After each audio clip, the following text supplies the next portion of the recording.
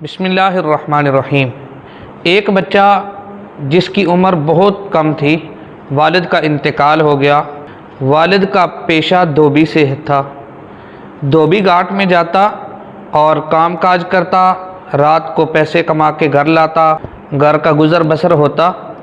والد کا انتقال ہونے کے بعد ماں نے بچے سے کہا کہ اب تم جاؤ، دھوبی گھاٹ جا کر کام کرو اور پیسے کما کر لاؤ تاکہ ہمارا گزر بسر ہو سکے۔ بچہ دھوبی گھاٹ جاتا رہا، لیکن ایک دن راستے میں دیکھا کہ ایک درخت کے نیچے بزرگ بیٹھے ہوئے ہیں اور تعلیم دے رہے ہیں۔ بچہ بھی وہاں پر بیٹھ گیا۔ ایک دن، 2 دن، 3 دن، روزانہ بچہ گھر سے آتا، بزرگوں کے پاس بیٹھتا اور اٹھ کر چلا جاتا۔ ماں نے پوچھا کہ کمایا کچھ نہیں ہے؟ بچہ کہنے لگا کہ میں ایک بزرگ ہیں، ان کے پاس بیٹھتا ہوں، لہٰذا میں کام پہ نہیں جاتا۔ ماں نے کہا کہ اگر تم کماؤ گے نہیں تو پھر ہم کھائیں گے کیسے؟ دوسرے دن بچہ ان بزرگوں کے پاس گیا اور جا کر کہنے لگا کہ ہمارے گھر کے حالات اس طرح کے ہیں، لہٰذا مجبوراً مجھے کمانا پڑے گا۔ بزرگوں نے کہا تم اپنی ماں کو بلا کر لاؤ، میں ان سے کچھ باتیں کرنا چاہتا ہوں۔ اگلے دن بچہ اپنی ماں کو ساتھ لے کر بزرگوں کے پاس آیا۔ بابا جی کہنے لگے اماں جان، آپ اس بچے کو دین کے لیے وقف کر دے، دیکھنا ایک دن آئے گا یہ بچہ پستہ و بادام والا فلودہ کھائے گا۔ اماں جان ہنس کر کہنے لگی کہاں ہم غریب اور کہاں فلودہ۔ بابا جی نے کہا کہ آپ میرے کہنے پر اس بچے کو دین کے لیے وقف کر دیں، پھر دیکھنا اللہ تبارک و تعالیٰ آپ کو کیا معجزات دکھاتا ہے۔ اماں جان مان گئی۔ اگلے دن اماں جان کام پہ اور بچہ پڑھنے کے لیے وہاں پر بیٹھ گیا۔ دن گزرتے گئے، وقت ایسا آیا کہ اب وہ بچہ جوان ہو چکا ہے اور وقت کا حاکم ہارون الرشید نے اپنی بیوی سے غصے میں کہا سورج ڈلنے سے پہلے اگر میری سلطنت سے نکل نہ گئی تو تجھے طلاق۔ معاملہ بڑا عجیب ہو گیا۔ تمام علماء اکرام کو بلایا گیا، ان سے مسائل پوچھے گئے، سب نے کہا کہ طلاق ہو جائے گی۔ ظاہر ہے سورج ڈلنے سے پہلے تو وہ سلطنت نہیں چھوڑ سکتی، کیونکہ سلطنت تو بڑی وسیع و عریض ہے۔ اب معاملہ اس بچے کے پاس گیا۔ آج وہ بچہ نہیں بلکہ امام ابو یوسف کہلاتے ہیں۔ کل تک وہ بچہ تھا، آج امام ابو یوسف ہیں۔ لوگوں نے کہا ایک ایسی شخصیت بھی ہیں کہ یقیناً ان کے پاس آپ کی اس بات کا حل ضرور ہوگا۔ امام ابو یوسف کو لایا گیا۔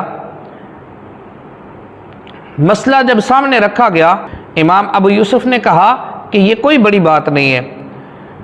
قرآن کریم کے اندر اللہ تبارک و تعالیٰ ارشاد فرماتا ہے کہ مسجد اللہ کا گھر ہے اور وہاں پر کسی کی سلطنت نہیں چلتی، لہٰذا سورج ڈلنے سے پہلے آپ مسجد میں چلی جائیں، رات وہاں پر گزاریں اور صبح پھر واپس آ جائیں، طلاق نہیں ہوگی۔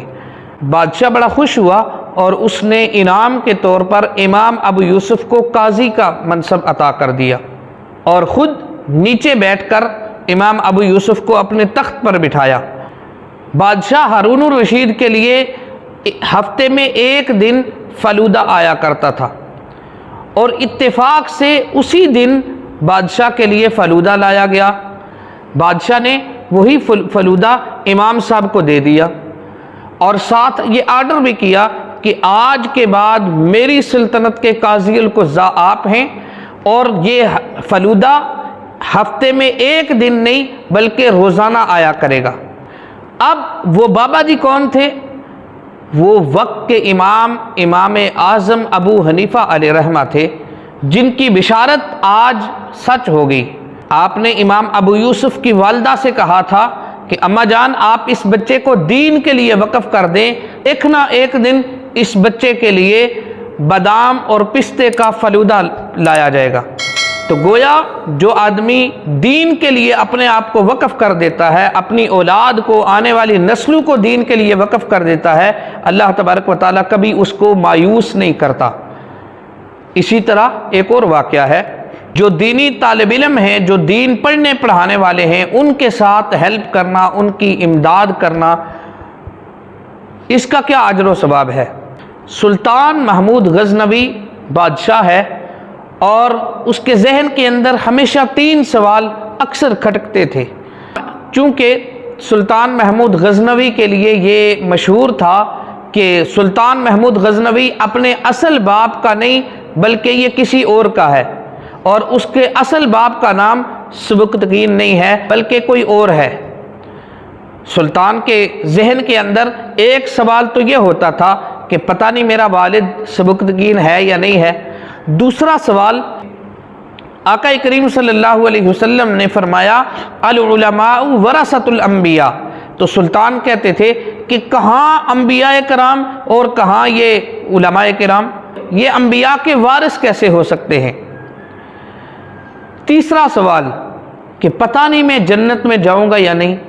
ایک دن ایسے ہوا کہ سلطان کا لشکر آ رہا تھا، رات کا ٹائم تھا، ایک بچہ کتاب کھولے راستے میں بیٹھا ہوا ہے اور دیے کے نیچے وہ کتاب پڑھ رہا ہے۔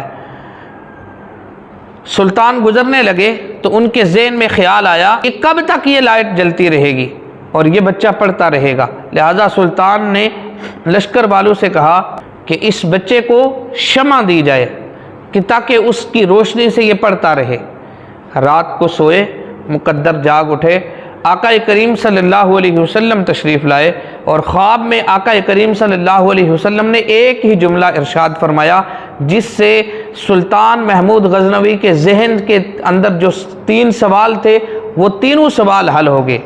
آقا رحمت صلی اللہ علیہ وسلم نے ارشاد فرمایا اے سبکتگین کے بیٹے، آج تم نے انبیاء کے ایک وارث کی ہیلپ کی ہے، مدد کی ہے، تیرے جنت میں جانے کے لیے اتنا ہی کافی ہے۔ سرکار صلی اللہ علیہ وسلم کے ایک جملے کے اندر تینوں سوالوں کے حل ہو گئے۔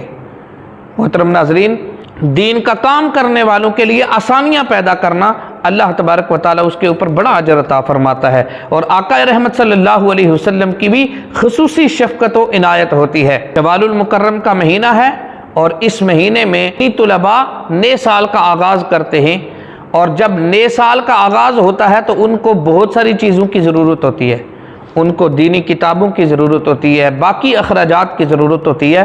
میں گزارش کروں گا کہ اگر ہو سکے، اللہ تبارک و تعالیٰ نے ہمیں توفیق دی ہے تو ہم ان دینی طلباء کی ہیلپ کریں، کسی طریقے سے بھی دینی کتابیں لے کر دے دیں، ان کے سال کے اخراجات اپنے ذمہ لے لیں، کسی بھی طریقے سے ان طلباء کی ہیلپ کریں۔